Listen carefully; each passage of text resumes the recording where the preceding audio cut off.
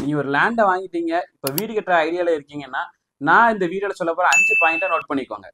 First point, உங்களோட requirements and needs.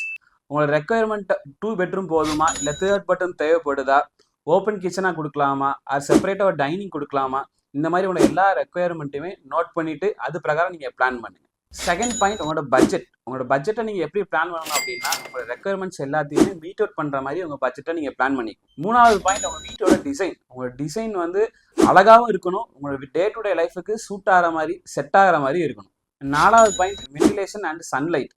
Ventilation சன்லைட்டுக்கு ரொம்பவே இம்பார்ட்டன்ஸ் கொடுங்க, அதுதான் உங்களோட செல்ஃப் ஹீலிங் கெப்பாசிட்டியை இன்க்ரீஸ் பண்ணும். அஞ்சாவது பாயிண்ட், பிளான் அப்ரூவல். நீங்கள் டிசைன் பண்ணியிருக்க அந்த பிளான் அப்ரூவலுக்கு, கவர்மெண்ட் பிளான் அப்ரூவலுக்கு மேட்ச் ஆகுதா அப்படிங்கிறத ஒரு லைசன்ஸ் இன்ஜினியர்கிட்ட கொடுத்து டபுள் கிராஸ் பண்ணிட்டு பிளான் அப்ரூவல் வாங்கி அந்த பிளான் அப்ரூவல் பிரகாரம் நீங்கள் வீடு கட்டுங்க.